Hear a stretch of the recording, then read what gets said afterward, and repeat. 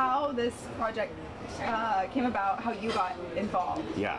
So about 2.5 months before the first book was published, a producer named Donald DeLine, who's another executive producer on the show, sent me the draft of the book, and I read it in a day and a half and flipped out and immediately knew I wanted to turn it into a television series. And I called him up and I said, you know, the normal way to pitch a show is to go around town to all the different networks and pitch the idea for the show, and then whoever buys it, then you write the script.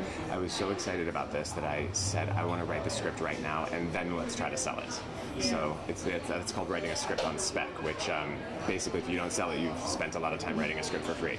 So that's how much you loved it and how much faith you had in the show. Well, I thought, you know, the intensity and the mystery of the book and the confusion of the book, which is intentional, is something that I thought could come across so much better in a script than in a pitch. Yeah. What do you say to people when they say, "What is the show about?" I say, just watch it. When I say it's about a Secret Service agent named Ethan Burke who goes to this small town called Wayward Pines to look for 2 other Secret Service agents who have gone missing there. And then within 24 hours, he realizes he can't leave, he can't get in touch with his wife, he can't get in touch with his boss or anyone in the outside world. He finds one of the agents he came looking for dead and chained up to a bed, and the other, played by Carla Gugino, is here. She looks 12 years older than she did last time he saw her, which was 3 weeks ago, and she says she's been living here for 12 years. She's married and works at a toy store. So it's all very screwy and what the hell is going on here, and it has a very mysterious vibe, and he has to figure out how to get out. So many questions. So many questions. I mean, that's only really the first episode, and then it goes crazy from there. Yeah, I started watching it, got into it right away, but really just didn't know what to think. Right. And I was telling my coworker about it this morning, and he's like, "Oh, so you're liking it?" I'm like, "Yeah, but I don't even know. Like, I don't really know how to explain it. Like, I don't know what to say about it." Like, well, you kind of just want to go for the ride. Yeah, you just exactly. go because if you try to explain it too much, then it takes away a lot of the shock and surprise and the reveals. And I sort of talk about this story as single-player storytelling, which is like a video game where you are the guy, you're sort of Ethan Burke going through this, trying to figure it out. And then as the story gets bigger and bigger, we see into more characters and from their points of view. But you're really with him trying to figure this out, and that's what I think part of the fun is.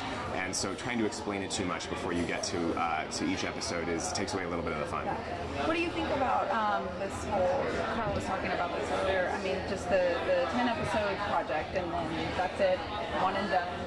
I mean, you think that's the best way for, obviously, to tell this story? I think it's the best way to tell this story, for sure. There's a kind of, it's not manipulative, there's no cheating, everything that happens is, every twist, every death, it's all true.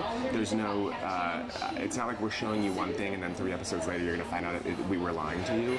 It's got a very tight, intense style of storytelling, and there's a beginning, middle, and an end. In the middle you find out what's happening in Wayward Pines, the big reveal, which comes at episode 5, and then it goes from there, and it even gets crazier, and then it ends. And so there's no, like, oh, never mind, you have to wait till season 2, or we didn't really end it, it's wrapped up.